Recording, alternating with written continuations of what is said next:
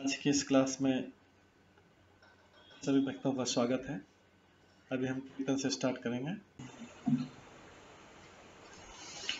जय राधा माधव कुंज बिहारी, जय राधा माधव कुंज बिहारी, जय गोपी जन वल्लभ गिरिवर धारी, जय गोपी जन वल्लभ गिरिवर धारी, यशोदानंदन ब्रज जन रंजन, यशोदानंदन ब्रज जन रंजन, यमुना तीर वनचारी, यमुना तीर वनचारी,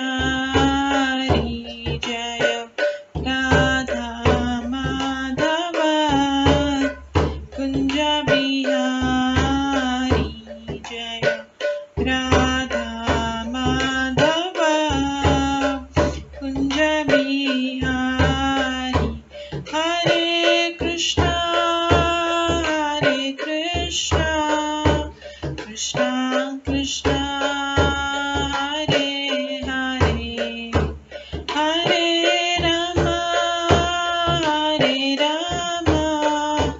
राम राम हरे हरे, हरे कृष्णा कृष्णा कृष्णा हरे हरे, हरे राम राम राम हरे हरे,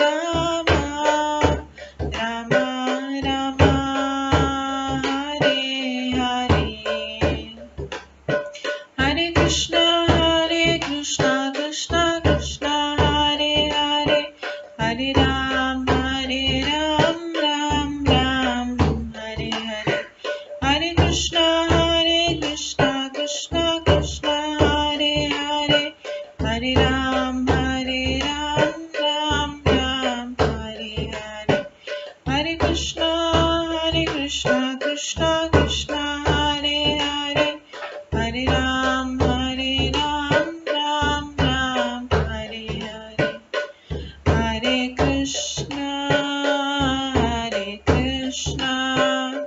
कृष्णा कृष्णा हरे हरे, हरे राम राम हरे हरे, हरे कृष्णा कृष्णा कृष्णा हरे हरे, हरे राम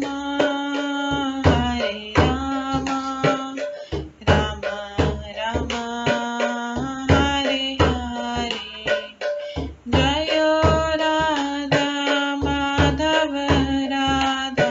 माधव राधे, जय राधा गोविंद राधे, जय गौरनिताय,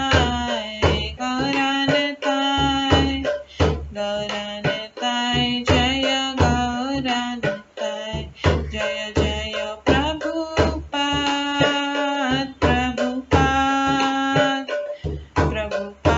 जय जय प्रभुपाद, जय जय गुरुदेव जय जय गुरुदेव, नित्य गौर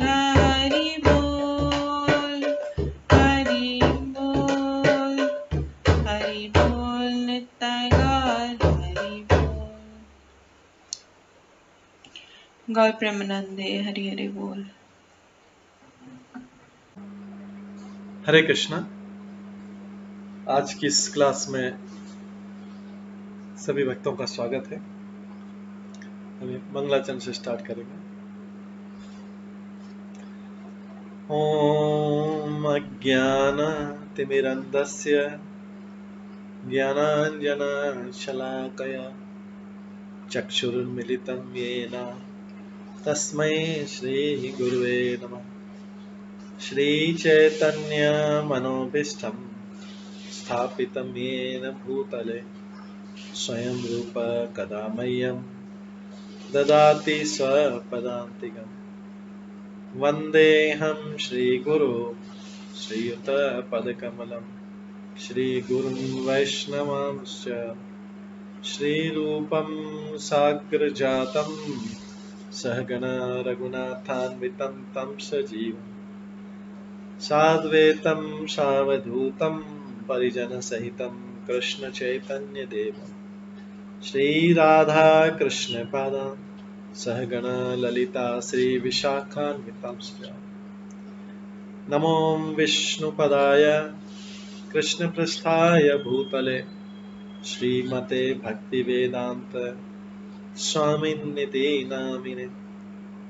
नमस्ते सरस्वती देवे गौरवाणी प्रचारिणे निर्विशेष शून्यवादी पाश्चात्य देशतारिणे।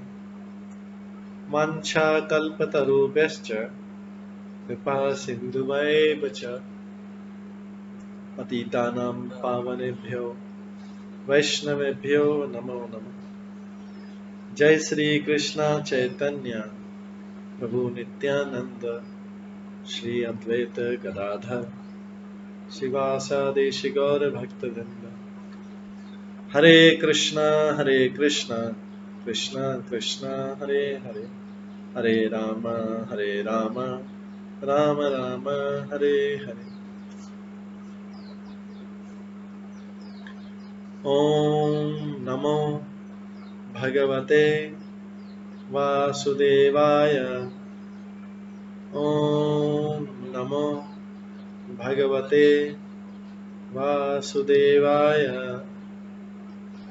ओम नमो भगवते वासुदेवाय।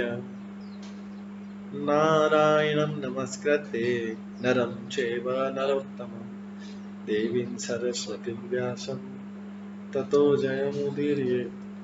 नष्टप्रायेषु भद्रेषु नित्यं भागवत सेवया भगवते उत्तम श्लोके भक्तिर्भवति नैष्ठिकी।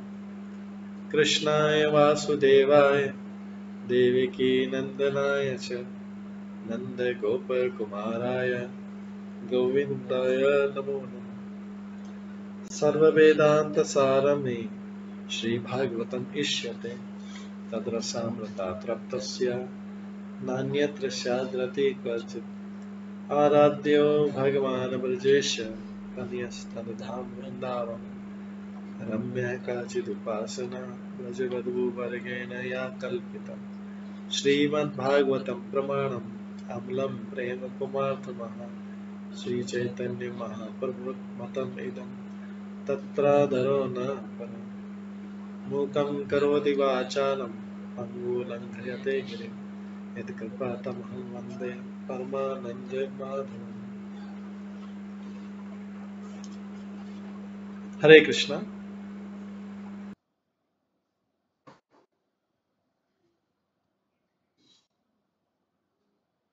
हरे कृष्णा। आज की इस क्लास में सभी भक्तों का स्वागत है। कल हम श्रवण कर रहे थे शिव जी द्वारा किए गए स्तुति गान।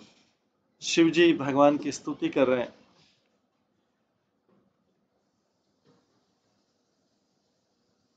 तो शिव जी जो बता रहे हैं उसमें कहते हैं कि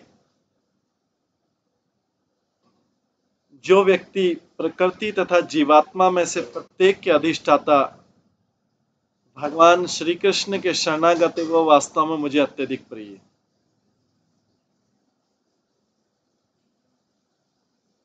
तो यहाँ पे शिव जी बता रहे हैं कि जो व्यक्ति प्रकृति तथा जीवात्मा में से प्रत्येक के अधिष्ठाता भगवान कृष्ण के शरणागत है वास्तव में मुझे अत्यधिक प्रिय। तो शिव जी भी बोल रहे हैं कि कृष्ण का भक्त मुझे प्रिय है। इसके बाद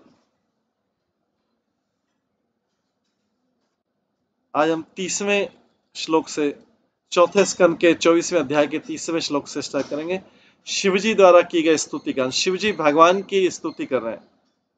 बोलते हैं, अथ भागवता यूयम प्रियास्थ भगवान यथा न मत भागवता नाम च प्रियान अन्य अस्ति कार्चित। शिवजी प्रचेताओं से कहते हैं, तुम सभी भगवान के भक्त हो, अतः तुम मेरे लिए भगवान के समान पूज्य। शिवजी बोल रहे हैं कि तुम सभी भगवान के भक्त हो, इसलिए तुम मुझे भगवान के समान पूज्य हो। इस प्रकार से मैं जानता हूं कि भक्त भी मेरा आदर करते हैं और मैं उन्हें प्यारा हूं। इस प्रकार भक्तों को मेरे समान अन्य कोई प्रिय नहीं हो सकता। तो जो शिवजी बोल रहे हैं कि जो कृष्ण के भक्त हैं वो मुझे बहुत प्रिय है। शिवजी अपने भक्तों की बात नहीं कर रहे हैं, बोले कृष्ण के भक्त मुझे अति प्रिय है। बोल रहे हैं तुम सभी भगवान के भक्त हो, अतः तुम मेरे लिए भगवान के समान पूज्य। ये शिवजी जो है प्रचेताओं को बोल रहे हैं। और इस प्रकार से मैं जानता हूं कि भक्त भी मेरा आदर करते हैं और मैं उन्हें प्यारा हूं। इस प्रकार भक्तों को मेरे समान अन्य कोई प्रिय और नहीं हो सकता। तो भक्तों को भी शिवजी बहुत प्रिय है और शिवजी को भी भक्त बहुत प्रिय। कौन से? कृष्ण के भक्त।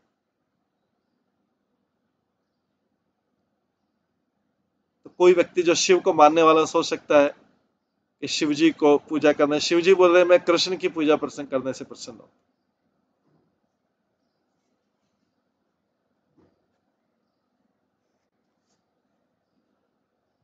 कहा जाता है वैष्णवा नाम यथा शंभु। शिवजी समस्त भक्तों में श्रेष्ठ हैं, समस्त वैष्णव में श्रेष्ठ हैं।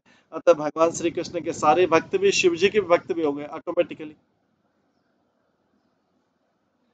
वृंदावन में शिवजी का एक मंदिर है जिसे गोपेश्वर कहते हैं। गोपियां यहाँ पे न केवल शिव की उपासना करती है अपितु कात्यायनी या दुर्गा की भी उपासना करती है गोपियां, किंतु उनका एकमात्र लक्ष्य कृष्ण की कृपा पात्र बनना था। इसलिए गोपियों ने कात्यायनी या दुर्गा का भी किया। भगवान कृष्ण का भक्त शिव का कभी अनादर नहीं करता, प्रत्युत कृष्ण के परम भक्त के रूप में उनकी पूजा करता है। जो भक्त है वो माता शिवजी भी तो कृष्ण के भक्त हैं, जबकि वो तो श्रेष्ठ है, वैष्णव श्रेष्ठ। अतः जब भी कोई भक्त शिव की आराधना करता है वो उनसे कृष्ण का कृपा भाजन बनने का प्रार्थना करता है। अगर कोई शिव जी की भी आराधना करता है तो उसे कृष्ण की कृपा भाजन बनने का प्रार्थना करता है। वो उनसे भौतिक लाभ नहीं मांगता। जब तक शिव जी से कोई भौतिक लाभ नहीं मांगेंगे, अगर कृष्ण की भक्ति मांग रहे तो बहुत अच्छा है, क्योंकि शिव जी तो परम वैष्णव है। तो शिव जी से भी मांगने में कोई प्रॉब्लम नहीं, केवल कृष्ण की कृपा मांगना है, क्योंकि परम वैष्णव से तो हर कोई कृष्ण की कृपा मांग सकता है। लेकिन जहां उनसे कोई भौतिक लाभ मांगा जाएगा शिव जी से, वहां शिव जी प्रसन्न नहीं होते, हालांकि भौतिक लाभ दे देते। इसलिए भगवत गीता के 7वें अध्याय के विशेष श्लोक में कहा गया है, सामान्यतः लोग देवताओं की पूजा भौतिक लाभ के लिए करते हैं। काम स्थित हृदय ज्ञाना, काम के वशीभूत होकर वे देवताओं की पूजा करते हैं। किंतु भक्त ऐसा नहीं करता, क्योंकि काम वो कामाभिभूत नहीं, कभी नहीं होता। शिवजी के लिए किसी भक्त और असुर के आदत में यही अंतर होता है। असुर शिवजी की पूजा करता है और कोई न कोई वर मांगता है, उसका दुरुपयोग करता है, अंत में भगवान के हाथों मारा जाता है और भगवान ही उसे मुक्ति प्रदान करता है।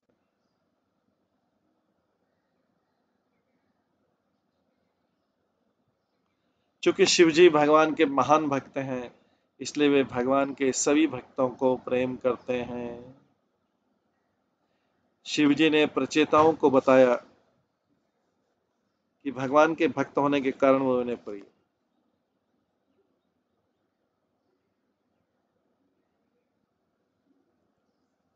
शिव जी केवल प्रचेताओं पर ही दयालु नहीं है, उन्हें तो भगवान का कोई भी भक्त प्रिय है। भक्तगण शिव को प्रिय नहीं, अपितु वे उनके द्वारा भगवान के समान ही आदरित होते हैं। इसी प्रकार भगवान के भक्त भी शिव की पूजा भगवान कृष्ण के परम प्रिय भक्त के रूप में करते हैं।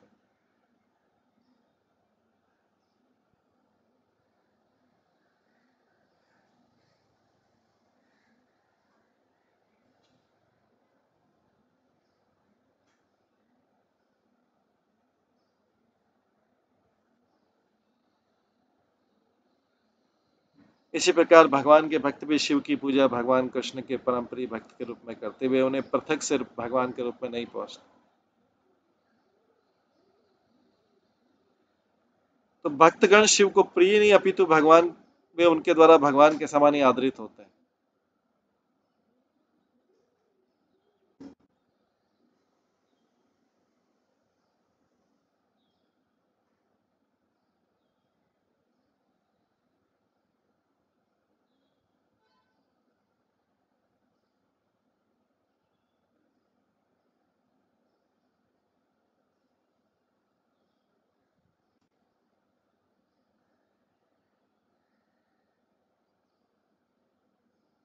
इस प्रकार भगवान के भक्त भी शिव की पूजा भगवान कृष्ण के परम भक्त प्रिय भक्त के रूप में करते हैं।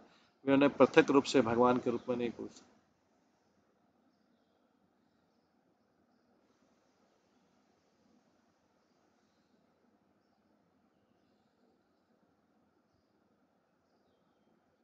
नाम अपराधों की सूची में उल्लेख है कि हर अर्थात शिव के नाम जप को हरि के समान मानना अपराध है।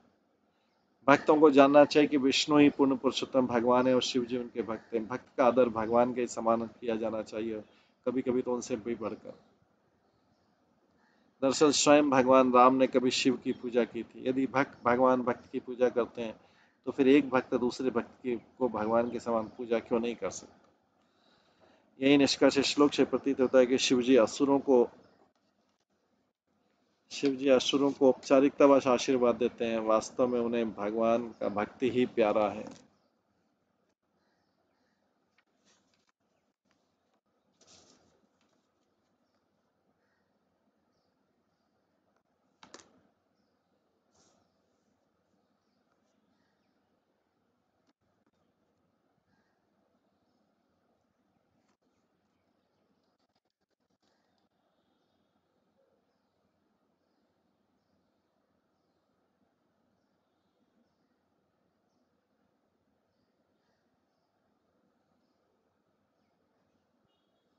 श्लोक से प्रतीत होता है शिवजी असुरों को जो आशीर्वाद देते हैं शिवजी असुरों को जो आशीर्वाद देते हैं वो औपचारिक फॉर्मेलिटी,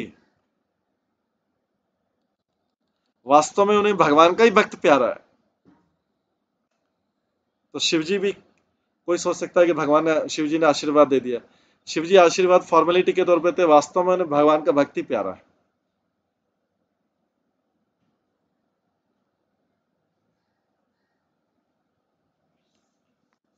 इदम विविक्तम जप्तव्यम पवित्रम मंगलम परम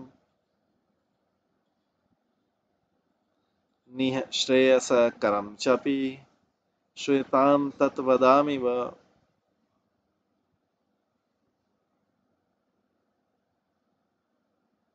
अब मैं एक मंत्र का उच्चारण करूंगा जो न केवल दिव्य पवित्र तथा शुभ वरन जीवन उद्देश्य को प्राप्त करने के इच्छुक हर एक के लिए यही श्रेष्ठ स्तुति।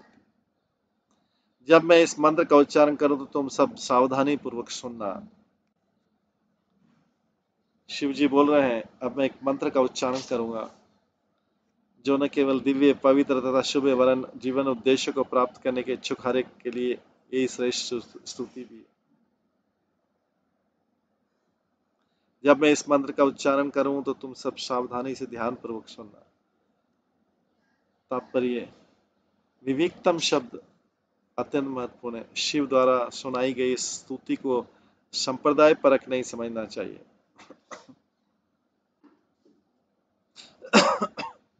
अपितु इसे अत्यंत रहस्यात्मक मानकर समृद्धि प्राप्त करने या शुभ जीवन लक्ष्य के लिए शिव के आदेशों का पालन करना चाहिए और भगवान की स्तुति तथा महिमा का गान उसी तरह करना चाहिए जैसा कि स्वयं शिव जी ने किया।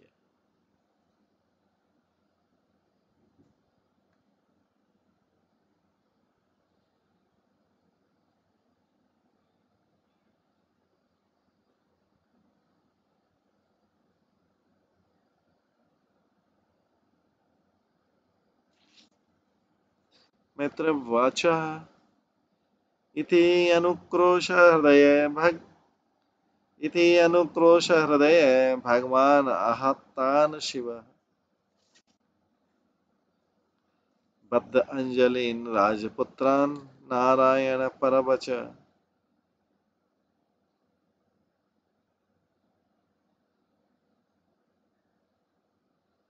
महर्षि मैत्रेय ने आगे कहा, भगवान नारायण के परम भक्त महापुरुष शिव जी अहेतु की कृपावश हाथ जोड़कर खड़े हुए राजा के पुत्रों से कहते रहे,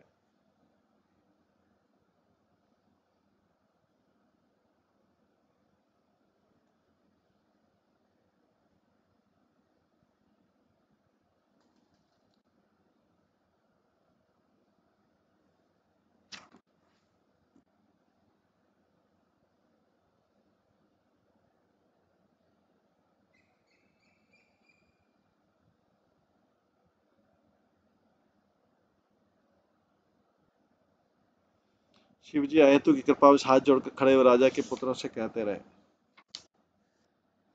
तात्पर्य, शिव जी स्वेच्छा से राजपुत्रों को आशीर्वाद देने और उनके हित में कुछ करने आए थे।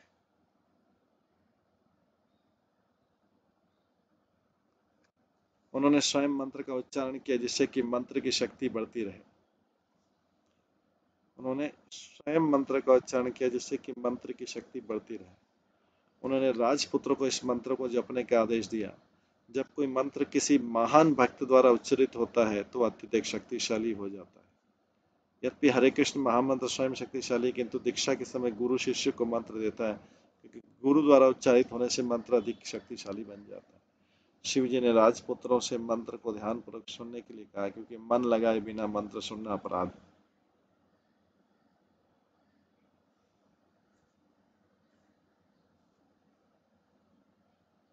अभी शिव जी बोलते हैं रुद्र गीत में। शिव जी रुद्र गीत में बोलते हैं, रुद्र वाच जितं ते आत्मविता वर्य स्वस्ते स्वस्ति अस्तु मे भवताराधसाराध्यं सर्वस्मै आत्मने नमः।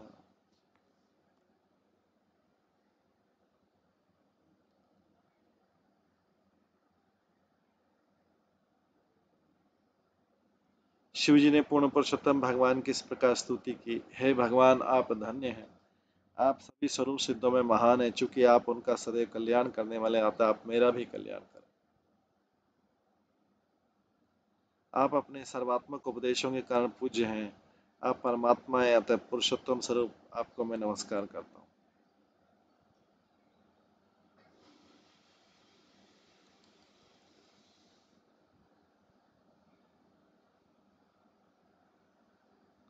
तात्पर्य, जो ही भक्त भगवान की स्तुति के लिए प्रोत्साहित होता है तो ही वह प्रारंभ में इस प्रकार बोलते स्तुति करने लगता है, हे भगवान आप धन्य हैं।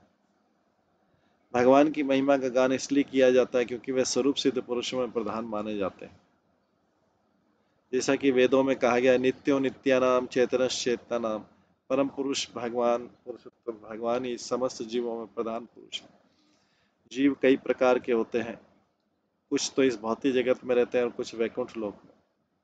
जो वैकुंठ लोक में रहते हैं वे पूर्ण रूपेण स्वरूप सिद्ध होते हैं क्योंकि आध्यात्मिक स्तर पर जीव भगवान की सेवा करना नहीं भूलता। अतः वैकुंठ लोक में भगवान की भक्ति करने वाले सारे लोग शाश्वत स्थिर रहते हैं क्योंकि वे परमेश्वर की स्थिति के साथ साथ अपनी स्वाभाविक स्थिति से भी परिचित होते हैं। इस प्रकार स्वरूप सिद्ध जीवों में भगवान परम स्वरूप सिद्ध पुरुष कहलाते हैं।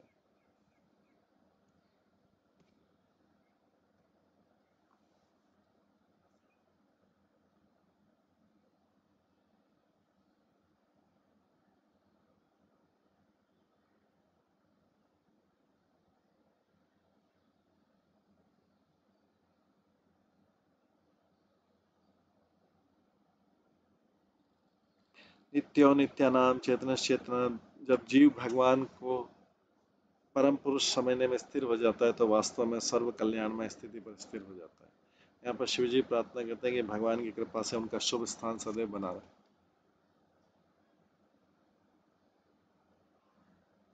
परमेश्वर सभी प्रकार से पूर्ण है और उनका यही उपदेश है कि जो उन्हें पूजता है वह भी पूर्ण हो जाता है।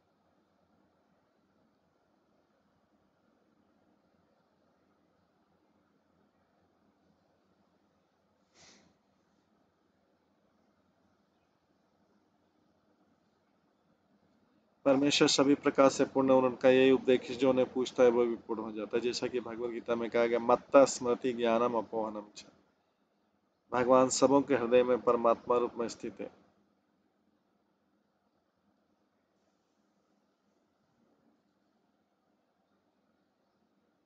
किंतु वे भक्तों पर इतने दयालु रहते हैं कि उनकी सतत उन्नति के लिए उन्हें उपदेश देते रहते हैं। जब वे सर्व परिपूर्ण से उपदेश ग्रहण करते हैं और उन्हें भ्रमित होने की कोई संभावना नहीं रहती, तो भगवान सबको हृदय में परमात्मा के रूप में, किंतु वे अपने भक्तों पर इतने दयालु रहते हैं कि उनकी सतत उन्नति के लिए उन्हें उपदेश देते रहते हैं। जब वे सर्व परिपूर्ण से उपदेश ग्रहण करते हैं, उनके भ्रमित होने की कोई संभावना नहीं रहती। इसकी पुष्टि भगवद गीता में ददामि बुद्धि योगम तम ये न माम उपयंति।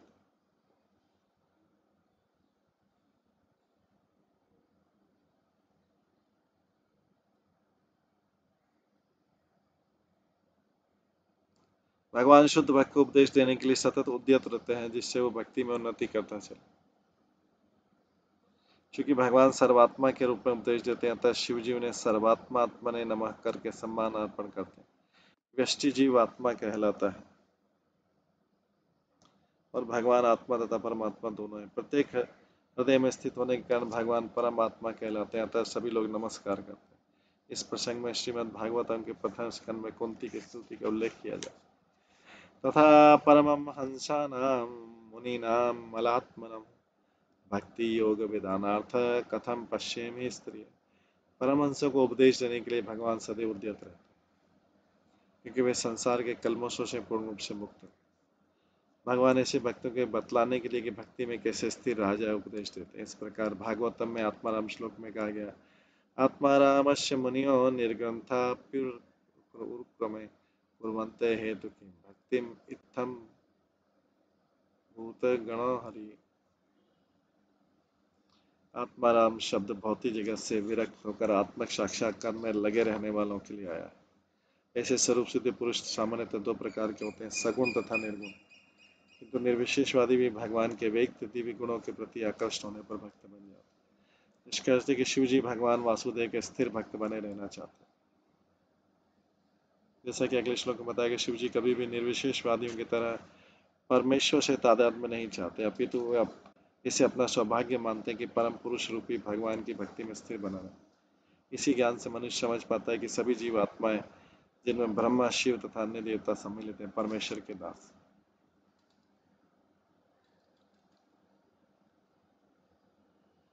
नमो पंकज नाभाय भूत सूक्ष्मेन्द्रियात्मने वासुदेवाय शांताय कूटस्थाय सर्वोच्चसे। ये भगवान, आपकी नाभि से कमल पुष्प निकला है, इस प्रकार से आप सृष्टि के उद्गम हैं। शिव जी प्रार्थना करें। आप इंद्रियों तथा तन मात्राओं के नियामक हैं, आप सर्वव्यापी वासुदेव भी हैं। आप परम शांत और स्वयं प्रकाशित होने के कारण आप 6 प्रकार के विकारों से विचलित नहीं हो।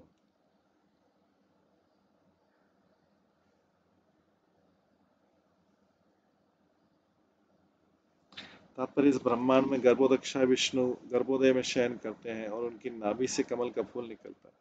इस फूल से ब्रह्मा उत्पन्न होते हैं और ब्रह्मा इस संसार की सृष्टि आरंभ करते हैं।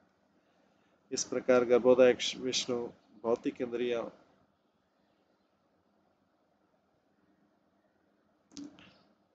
तथा तन मात्राओं के उद्गम है। चूंकि शिव जी अपने आप को इस संसार के पदार्थों में से एक मानते हैं, अतः उनकी इंद्रियां भी परम सृष्टा के अधीन। परमेश्वर को ऋषिकेश अर्थात इंद्रियों का स्वामी भी कहा जाता है, जिससे सूचित होता है कि हमारी इंद्रियां तथा तन मात्राएं परमेश्वर द्वारा निर्मित।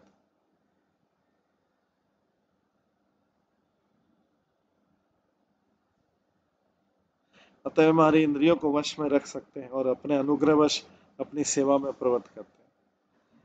बद्ध अवस्था में जीवात्मा इस संसार में संघर्ष करता है और भौतिक तुष्टि में इंद्रियों को लगाता है। यदि परमात्मा की अनुकंपा की गई हो तो वह उन्हीं इंद्रियों को भगवत भक्ति में लगा सकता है। शिव जी भौतिक इंद्रियों द्वारा पथभ्रष्ट न होकर भौतिक कलमश से दूर रहते हुए उन्हें भगवान की सेवा में लगाना चाहते हैं।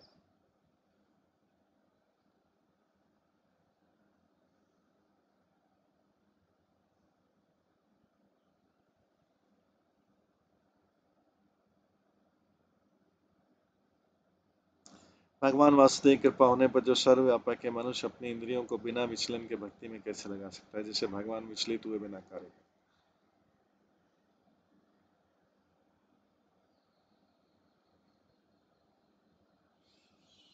इस श्लोक का शांताय कूटस्थाय स्वरोचिषयन सत्य महत्वपूर्ण संसार में विद्यमान रहकर भी भगवान भवसागर की लहरों से विचलित नहीं होते।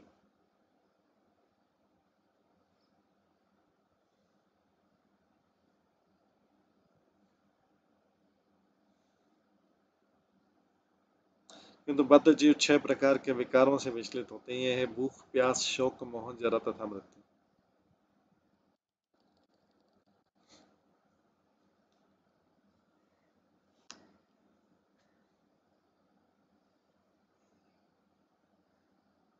यद्यपि बद्ध जीव इन सबसे बहुत जल्दी प्रभावित होता है, किंतु परमात्मा स्वरूप भगवान वासुदेव इनसे कभी विचलित नहीं होते। इसलिए यहाँ कहा गया कि वे सदैव शांत तथा अपने कौशल्य के कारण अविचल रहते हैं, जिसे यहाँ स्वरोचि से कहा गया। इसका अर्थ है कि वे अपनी दिव्य स्थिति के कारण स्वयं प्रकाशित होते हैं। दूसरे शब्दों में जीव यद्यपि वह परमेश्वर के प्रकाश में होता है, कभी कभी परमेश्वर के प्रकाश से अपनी क्षुद्र स्थिति के कारण नीचे गिरकर भौतिक जगह बद्ध जीवन में प्रवेश करता है, किंतु भगवान इस प्रकार बद्ध नहीं होते, इसलिए उन्हें स्वप्रकाशित कहा गया। फलतः वासुदेव की शरण में रहकर या भक्ति में प्रवृत्त होकर संसार में कोई भी बद्ध जीव पूर्ण रह सकता।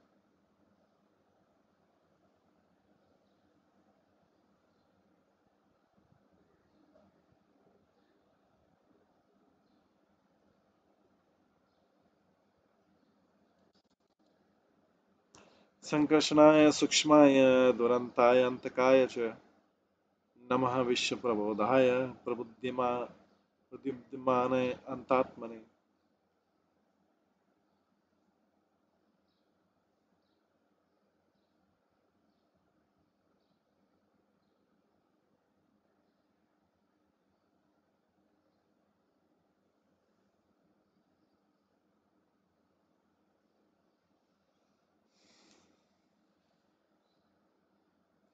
यह संपूर्ण ब्रह्मांड संकर्षण नाम से जाने वाले परमेश्वर की संगठनकारी शक्ति से चल रहा है। भौतिक विज्ञानी भले ही गुरुत्वाकर्षण के नियम की खोज कर चुके हैं, जिससे भौतिक शक्ति से पदार्थ का संगठन होता है, किंतु समस्त संगठनों का स्वामी अपने मुख से निकलने वाली प्रज्वलय अग्नि से संहार भी कर सकता है।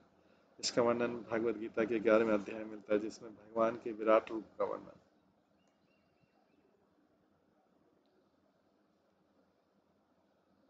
अपनी संहारक शक्ति के कारण संगठन का स्वामी संसार का संहार करता है।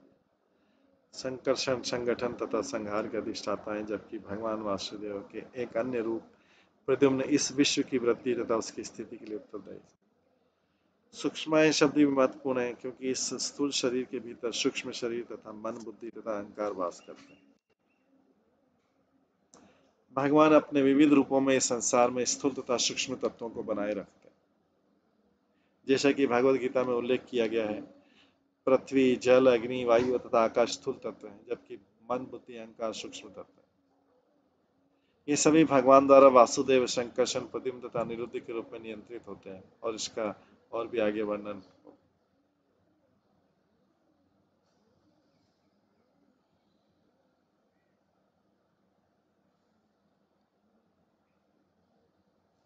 नमो नमोऽनुरुद्धाय ऋषिकेशेन्द्रियात्मने, नमो परमहंसाय पूर्णाय निभृतात्मने।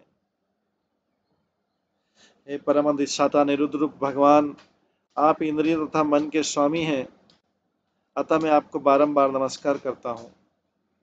आप अनंत तथा साथ ही साथ संकर्षण भी कहलाते हैं, क्योंकि अपने मुख से निकलने वाली धधकती हुई अग्नि से आप सारी सृष्टि का संहार करने में समर्थ।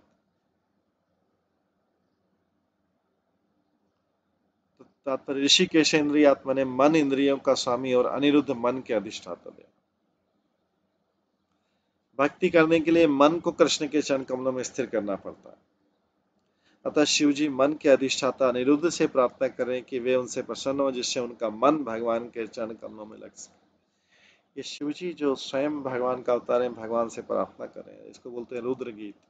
ये प्रचेताओं के सामने करें, क्योंकि शिवजी कहते हैं, शिवजी स्टार्ट होने से पहले कहते हैं कि तुम सभी भगवान के भक्त हो। प्रचेताओं को बोले तुम सभी भगवान के भक्त हो, तो तुम मेरे लिए भगवान के समान पूज्य। शिवजी भक्तों को भगवान के समान पूज्य नहीं बोल रहे। और इस प्रकार से मैं ये जानता हूं कि भक्त भी मेरा आदर करते हैं, अतः मैं भी उन्हें प्यारा हूं। इस प्रकार भक्तों को मेरे समान अन्य कोई प्रिय नहीं हो सकता।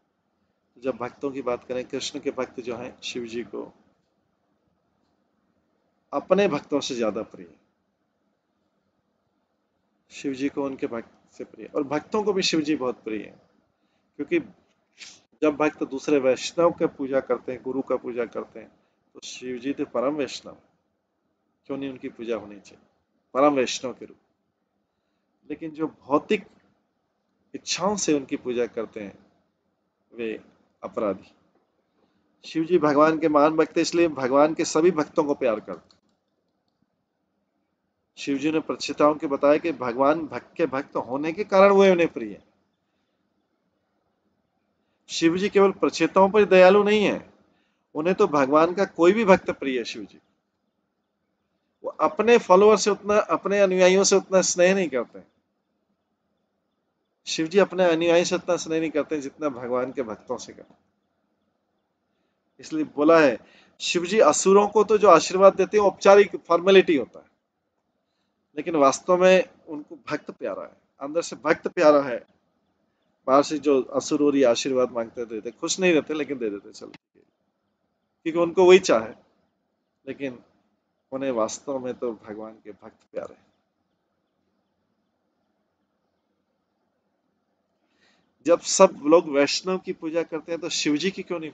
शिव जी तो परम वैष्णव, अगर परम वैष्णव के रूप में पूजा की जाए तो। लेकिन अगर भौतिक लाभ के लिए पूजा की जाए जैसा असुर लोग करते हैं तो फिर अपराध, फिर शिव जी की पूजा करना अपराध है। भौतिक लाभ के लिए की जाए वो फिर देवताओं की पूजा हो जाए। और शिव जी स्वेच्छा से इन प्रचेताओं को, जो राजपुत्र इनको आशीर्वाद दे रहे हैं, स्वेच्छा से उनके हित में कुछ करने आए। उन्होंने स्वयं मंत्र का उच्चारण किया जिससे कि मंत्र की शक्ति बढ़ती रहे। तो मंत्र का कोई स्वयं उच्चारण करे तो उससे मंत्र की शक्ति बढ़ती है, उसकी स्पिरिटी से। दूसरों से उच्चारण करवाए तो ठीक है, उसका एक फल है, लेकिन स्वयं उच्चारण करे तो उसका एक फल। यद्यपि हरे कृष्ण महामंत्र स्वयं शक्तिशाली, किंतु दीक्षा के समय गुरु जब शिष्य को मंत्र देता है तो गुरु द्वारा उच्चारित मंत्र होने से मंत्र अधिक शक्तिशाली हो जाता है। किसी भी मंत्र का उच्चारण कौन कर रहा है इसके ऊपर, उसकी शुद्धता इस पर निर्भर करती है कि उसकी जो उच्चारण करने वाला उसकी प्योरिटी कितनी। तो यहाँ पे शिवजी बोल रहे हैं, अनिरुद्ध की प्रार्थना कर रहे हैं। अनिरुद्ध मन के स्वामी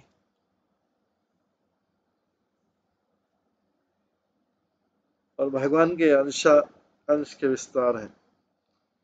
अतः शिवजी मन के अधिष्ठाता अनिरुद्ध से प्रार्थना करें जिससे प्रसन्न हो, कि जिससे उनका मन भगवान के चरण कमलों में लगे। शिवजी अपने मन को भगवान के चरण कमलों में लगाने के लिए भगवान से प्रार्थना कर रहे हैं। इसलिए भगवत गीता में कहा गया, मन मना भव मद भक्तो मद्या जीमाम नमस्कुरु। भक्ति करने के लिए मन को भगवान के चरण कमलों को के ध्यान में लगाना पड़ेगा। भक्ति करने के लिए मन को लगाना पड़ेगा। हम देखते हैं संसार में हम शरीर भी लगा लेते हैं, वाणी भी कई बार लगा लेते हैं, लेकिन मन को नहीं लगा पाते, क्योंकि मन, वाणी और शरीर तीनों से भगवान का, मन को छोड़ के सब कुछ लगा लेते हैं भगवान।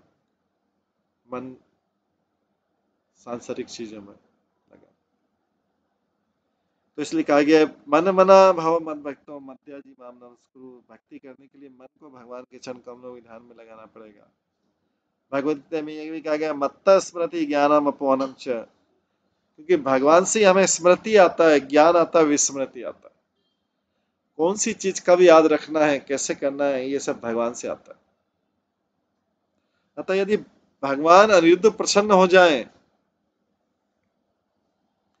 शिव जी इसलिए करेंगे अनिरुद्ध की, भगवान अनिरुद्ध प्रसन्न हो जाए तो मन, तो भगवान की भक्ति मन लगाने में सहायता मिलती है। इस श्लोक से यह भी इंगित होता है कि अनिरुद्ध अपने विस्तार स्वरूप से सूर्यदेव भी हैं। या अनिरुद्ध जब भौतिक जगत में विस्तार करते तो सूर्यदेव है। सूर्यदेव भगवान अनिरुद्ध के ही विस्तार हैं। अतः इस श्लोक में शिव जी सूर्यदेव की भी स्तुति करते हैं।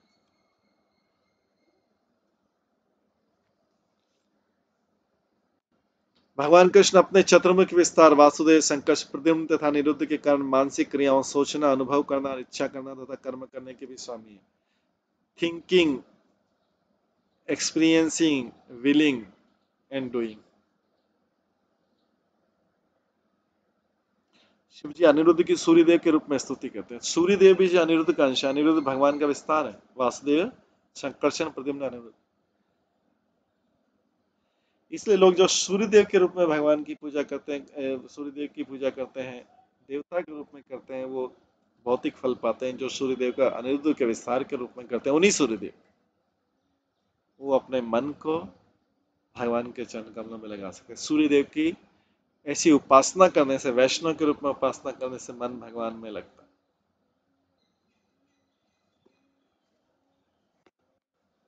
शिव जी अनिरुद्ध की सूर्यदेव के रूप में स्तुति करते हैं, जो बाह्य भौतिक तत्वों के अधिष्ठाता है, जिनसे शरीर बनता है। श्री विश्वनाथ चक्रवर्ती ठाकुर के अनुसार परमहंस शब्द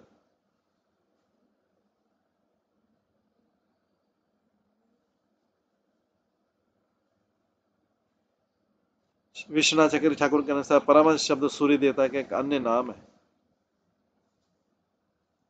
यहाँ पर सूर्यदेव को निभृत आत्मा ने कहकर संबोधित किया गया। इस बात का सूचक कि वर्षा के द्वारा वह विभिन्न लोकों का पालन करते हैं।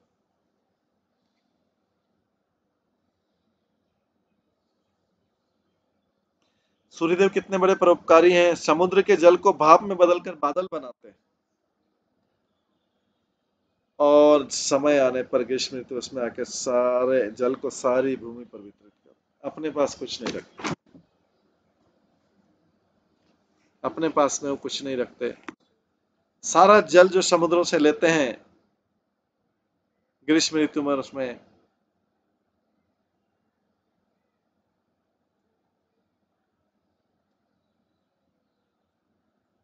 वो फिर से दे देते हैं। पर्याप्त तो वर्षा होने से क्या होता है, सूर्यदेव की कृपा से वर्षा होती है। वर्षा से क्या होता है, अन्न उत्पन्न होता है, जिससे प्रत्येक लोगों के जीवन का भरण होता है। सूर्यदेव को भी यहाँ पर पूर्ण कहा गया है, क्योंकि सूर्य से निस्तृत किरणों को कोई अंत नहीं है। सृष्टि के प्रारंभ में ही करोड़ों वर्ष से सूर्यदेव व्यक्तियों के लिए, सूर्यदेव बिना किसी कमी के ताप तथा प्रकाश प्रदान कर रहे हैं। परमहंस शब्द उन व्यक्तियों के लिए होता है जो पूर्ण रूप से विमल होता है। जब प्रचुर सूर्य धूप होता है तो मन स्वच्छ तथा पारदर्शी होता है। दूसरे शब्दों में सूर्यदेव जीवात्मा के मन को परमहंस पद में बनाने में सहायता करते हैं। तो शिव जी जो है अनिरुद्ध से ऊपर अपने ऊपर दयालु होने की प्रार्थना कर रहे हैं, जिससे उनका मन सदैव विमल रहे।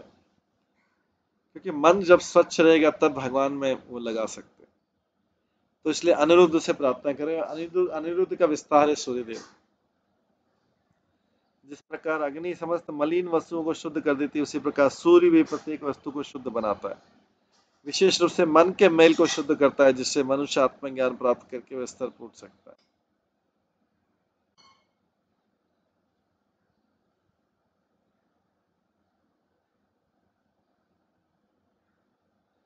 स्वर्ग अपवर्ग द्वाराय नित्यं शुचि वदे नमः। नमः हिरण्यवीर्याय चातुर्होत्राय तत्तत्वे। शिव जी प्रार्थना करते हैं, भगवान अनिरुद्ध आपके आदेश से स्वर्ग तथा मोक्ष के द्वार खुलते हैं। आप निरंतर जीवों के शुद्ध हृदय में निवास करते हैं, अतः मैं आपको नमस्कार करता हूँ। आप स्वर्ण के सदृश वीर के स्वामी हैं, और इस प्रकार आप अग्नि रूप में चातुर्होत्र इत्यादि वैदिक यज्ञों में सहायता करते हैं, अतः मैं आपको नमस्कार करता हूँ।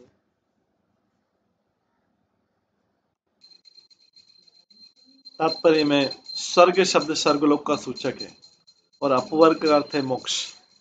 जो लोग वेदों में वर्णित कर्मकांडी कर्मों में लगे रहते हैं, वे वास्तव में प्रकृति के तीनों गुणों से बंध जाते हैं। अतः भगवत गीता का वचन है कि मनुष्य को सकाम कर्मों के प्रक्षेप से ऊपर उठकर रहना चाहिए। मुक्ति कई प्रकार की होती है। सर्वश्रेष्ठ मुक्ति तो परमेश्वर की भक्ति में प्रवृत्त होना है। भगवान अनिरुद्ध न केवल सकाम कर्मियों को उच्चतर लोकों में पहुंचने में सहायक होते हैं, अपितु अपनी अक्षय शक्ति से भक्त को भक्ति में प्रवृत्त कराते हैं। जिस प्रकार ताप भौतिक शक्ति का स्रोत है, जिस प्रकार ताप भौतिक शक्ति का, उसी प्रकार भगवान अनिरुद्ध का प्रोत्साहन वह शक्ति जिससे मनुष्य भक्ति में प्रवृत्त हो सकता है। भगवान अनिरुद्ध जो है मन को भगवान के भक्ति में लगाने का प्रेरणा देते हैं, उत्साह देते हैं। नमः ऊर्जे क्षेत्रय्या पतये यज्ञ रेतसे तृप्तिदाय च जीवानाम नमः सर्वरसात्मने।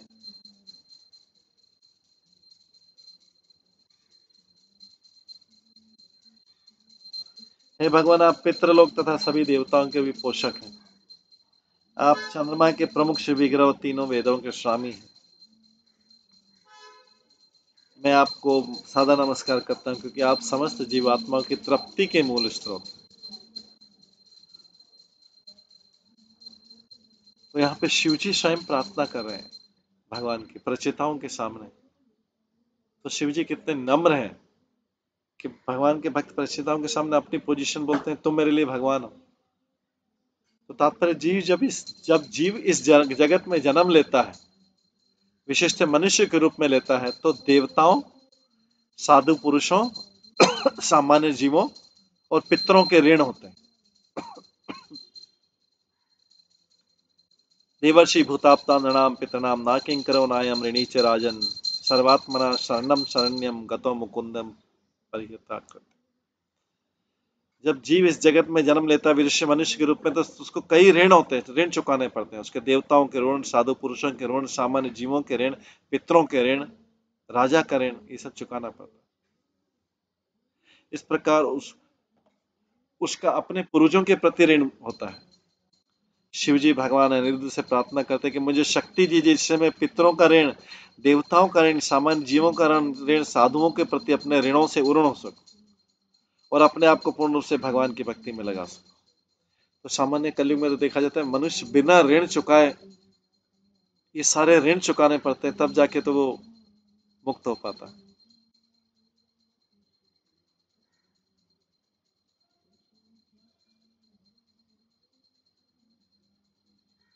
साधु पुरुषों का ऋण क्योंकि उनसे ज्ञान मिला, देवताओं का ऋण क्योंकि उनकी कृपा से बारिश और ये सारी चीजें, सामान्य जीवों का ऋण किसने कोई हेल्प की, किसने कोई हेल्प की, किसने कोई हेल्प,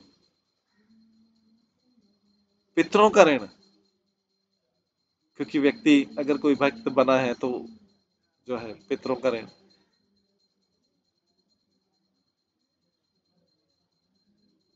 तो शिव जी भगवान अनिरुद्ध से प्रार्थना करते हैं कि मुझे शक्ति दीजिए जिससे मैं पितरों का, देवों का, सामान्य जीवों, साधुओं के प्रति अपने ऋणों से उर्ण हो और अपने आप को पूर्ण रूप से भगवान की भक्ति में लगा सकूं। कलयुग में देखा जाता सारा जीव जन्म से लेकर मृत्यु हो जाती पूरे बिना ऋण चुकाए मृत्यु, फिर से आना पड़ता है, फिर से आना पड़ता है, फिर से आना पड़ता है। क्योंकि कोई भी गतो मुकुंदम शरणम, कोई पूर्ण रूप से शरण तो लेता नहीं भगवान की। अगर पूर्ण रूप से शरण ले तो सारे ऋणों से मुक्त हो जाए, नहीं तो ऋण तो बाकी रह जाए। इसीलिए बोला गया भागवतम के 11वें स्कंद के 5वें अध्याय के 41 में बोला गया है। इस श्लोक बार बार प्रभुपाद कोट करते हैं।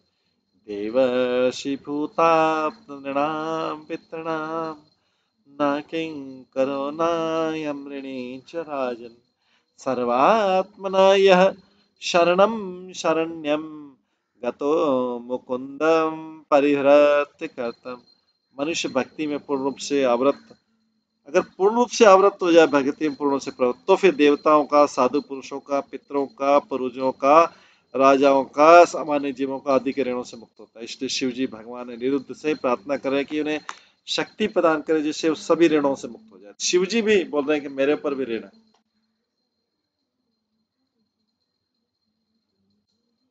तो अगर कोई भक्ति भी नहीं कर रहा है तो कैसे वो ऋण को सारे चुकाएगा।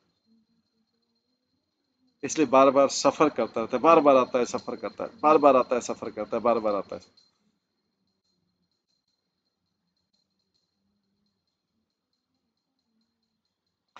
जीव को जीव से भोजन का जो स्वाद मिलता है उसके लिए सोम अर्थात चंद्रमा का भी श्री विग्रह उत्तरदायी। देखिए किस प्रकार से देवताओं के भी जीव से जो स्वाद मिलता है उसके देवता कौन है, सोम, जो चंद्रमा लोक में रहता है। इसलिए शिवजी भगवान अनिरुद्ध से प्रार्थना करते कि ऐसी शक्ति दे वे जीव से भगवान के प्रसाद के अतिरिक्त अन्य कोई स्वाद न ले। श्री भक्ति विनोद ठाकुर ने कहा एक श्लोक में कहा कि समस्त इंद्रियों में, भक्ति विनोद ठाकुर ने कहा एक ही श्लोक में लिखा है समस्त इंद्रियों में सबसे दुर्जय शत्रु जीव है। दुर्जय मतलब जिसको जीता नहीं जा सकता, सबसे दुर्जय शत्रु जीव है, भक्ति विनोद ठाकुर ने लिखा है।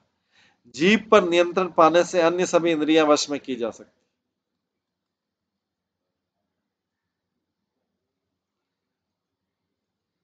तो ये भक्ति विनोद ठाकुर का गीत है, उसमें लिखा है जीव ही सबसे बड़ा दोष है, तो जीव पर नियंत्रण पाने से अन्य सभी इंद्रिय वश में की जा सकती है, और जीव केवल श्री विग्रह को अर्पित प्रसाद ग्रहण करने से ही वश में की जा सकती है।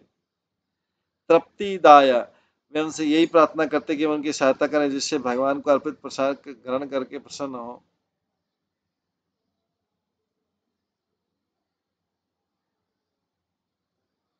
आगे बोला गया सर्व सत्व आत्म देहाय विशेषाय स्थवीयसे नमः त्रैलोक्य पालाय सहओज बलाय च। शिव जी आगे बोलते हैं भगवान आप विराट स्वरूप है जिसमें सभी जीवात्मा के शरीर समाहित है। आप तीनों लोकों के पालन के फलता आप मन इंद्रियों शरीर तथा प्राण का पालन करने वाले, अतः आप मैं आपको सादर नमस्कार करता हूँ।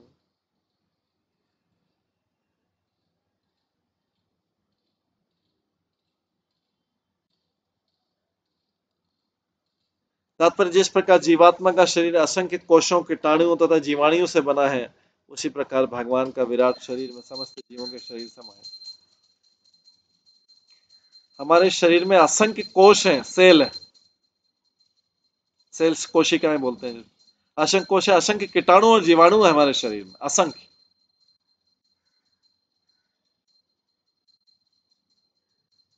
असंख्य कीटाणु और जीवाणु, वायरस भी हैं, बैक्टीरिया भी हैं, लेकिन कौन सा कब प्रभाव डाल दे ये हमें पता नहीं। शिव जी उस विराट शरीर की प्रार्थना करें जिसमें अन्य शरीर सम्मिलित हैं, जिससे प्रत्येक व्यक्ति सशरीर भक्ति कर सके। क्योंकि शरीर इंद्रियों से बनाया जाता है, समस्त इंद्रियों को भक्ति में लगाना चाहिए। नाक को चाहिए कि भगवान के चरण कमलों पर अर्पित फूलों की सुगंधी लें, हाथ को चाहिए कि भगवान के मंदिर को बुहारें। निस्संदेह प्रत्येक जीवात्मा का प्राण होने के कारण भगवान तीनों लोकों के पालक कहते हैं, वे प्रत्येक जीवात्मा को पूर्ण शारीरिक तथा मानसिक शक्ति के साथ साथ जीवन के वास्तविक कर्म में प्रवृत्त करा सकते हैं। प्रत्येक जीवात्मा को अपने जीवन, धन और बुद्धि तथा वाणी से भगवान की सेवा करनी चाहिए।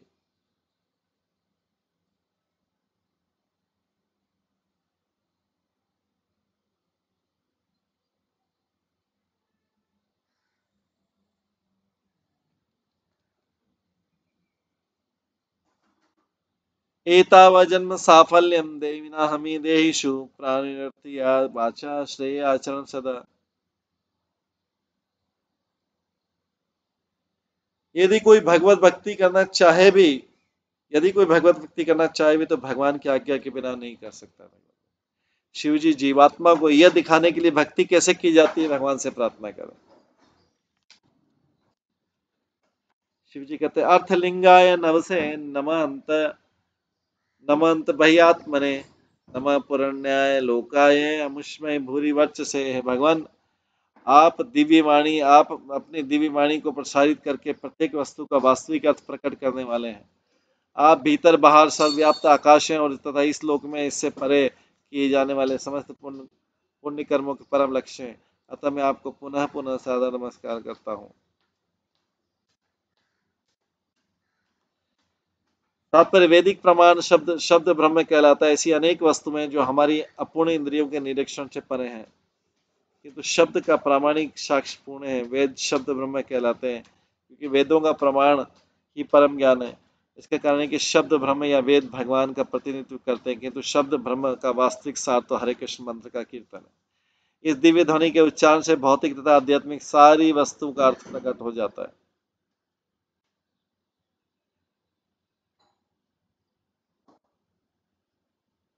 यदि यह हरे कृष्ण महामंत्र भगवान से अभिन्न है, प्रत्येक वस्तु का अर्थ वायु के माध्यम से शब्द ध्वनि से प्रकट होना है। ध्वनि चाहे भौतिक आध्यात्मिक, किंतु बिना शब्द ध्वनि के किसी बात का कोई अर्थ नहीं समझा जा सकता। वेदों में कहा गया अंतर बहिष्ठ तत्सर्व नारायण सिद्धि, नारायण सर्वव्यापी है।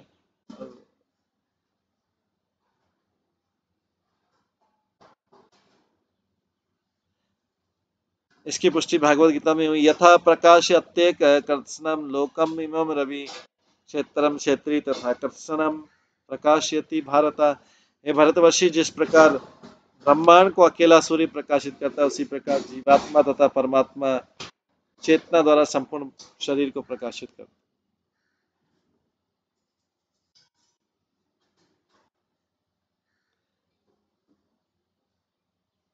दूसरे शब्दों में आत्मा तथा परमात्मा की चेतना सर्वव्यापी है। आत्मा अपनी सीमित चेतना से संपूर्ण भौतिक शरीर में व्याप्त रहती है और भगवान की परम चेतना सारे ब्रह्मांड में व्याप्त रहती है। चूंकि आत्मा शरीर के भीतर स्थित है, अतः चेतना सारे शरीर में व्याप्त रहती है।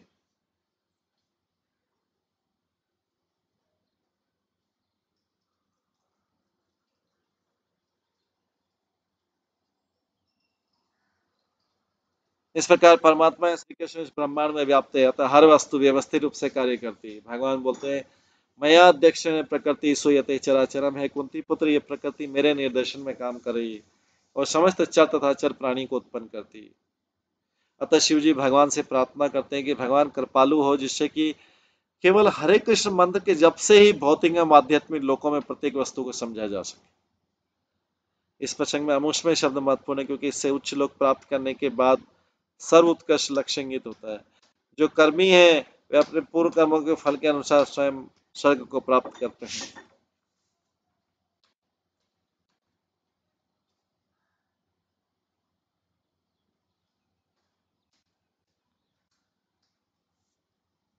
जो कर्मी वे अपने पूर्व कर्मों के फल के अनुसार स्वर्ग प्राप्त करते हैं, उन ज्ञानियों को भी जो ब्रह्म ज्योति में लीन होना चाहते हैं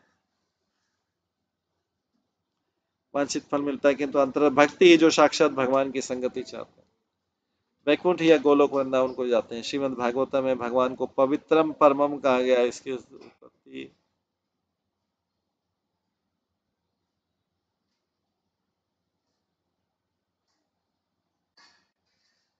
वैकुंठ लोक या गोलोक वृंदावन को जाते हैं।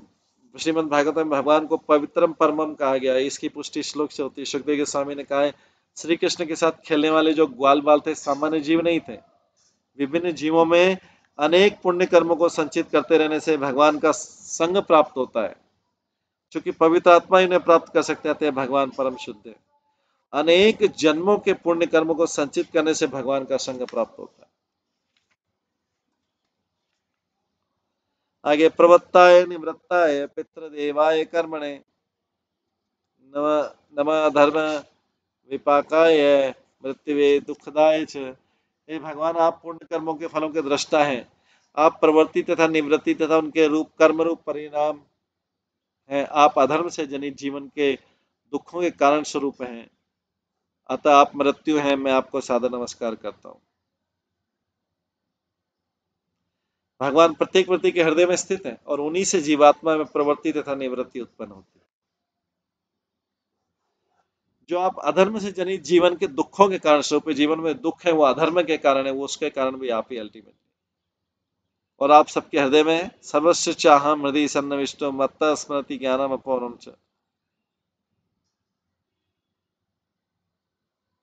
भगवान बोलते हैं, मैं प्रत्येक व्यक्ति के हृदय में स्थित और मुझे से स्मृति ज्ञान तथा विस्मृति उत्पन्न होता है। भगवान कुछ ऐसा करते हैं जिससे असुर लोग तो उन्हें भूल जाते हैं। ये भगवान क्योंकि कर रहे ना, सर्वस्व चाह हृदय सन्निविष्टो मत्त स्मृति ज्ञानम अपौरम च, भुलावा भी मेरे से आता है। तो भगवान कुछ ऐसा करते थे, ट्रिक चलते कि असुर लोग भगवान को भूल जाते हैं, किंतु भक्त लोग उनका स्मरण करते रहते हैं। मनुष्य में निवृत्ति भी भगवान के ही कारण है। जो उसमें निवृत्ति होती है, रिटायर होने की जो टेंडेंसी है, विरक्त होने की टेंडेंसी, वो भी भगवान से आती है। लेकिन असुरों को पता नहीं रहता किधर प्रवृत्त हुआ जाए और किधर नहीं। यद्यपि असुर भक्ति के विरोधी है, किंतु सबको समझ लेना चाहिए कि भगवान की इच्छा से ऐसा करते हैं। क्योंकि असुर भगवान की भक्ति नहीं करना चाहते हैं, अतः भगवान उसके अंदर से उन्हें ऐसी बुद्धि देते हैं कि उन्हें भूल जाए। सामान्य कर्मी पितृलोक जाना चाहते हैं, जैसा कि भगवत गीता में कहा गया, यान्ति देवव्रता देवान पितरन यान्ति पितृव्रता। जो देवताओं की पूजा करते हैं वे देवताओं में जन्म लेंगे और जो पितरों को पूछते हैं पितरों के पास जाएंगे। इस श्लोक का दुखदायक शब्द भी महत्वपूर्ण है, क्योंकि जो अभक्त हैं वे जन्म मरण के चक्र में निरंतर घूमते रह रहे हैं। ये अत्यंत दुखदायी अवस्था है। चूंकि कर्मों के अनुसार मनुष्य को पद प्राप्त होता है, अतः असुर या अभक्त ऐसी दुखदायी स्थितियों में पड़े रहते हैं। जो अभक्त है वे जन्म मरण के चक्र में निरंतर घूमते रहते हैं और अत्यंत दुखदायी अवस्था है। अभक्त वाली अवस्था ही दुखदायी अवस्था है। चूंकि कर्मों के अनुसार मनुष्य पद को प्राप्त करता था, असुरी अभक्त ऐसी दुखदायी स्थितियों में पड़े रहते हैं और बार बार जो है वो दुखदायी स्थितियों में जन्म होता है, क्योंकि भगवान को भूल गए। उनकी इच्छा नहीं थी भगवान की याद करने की।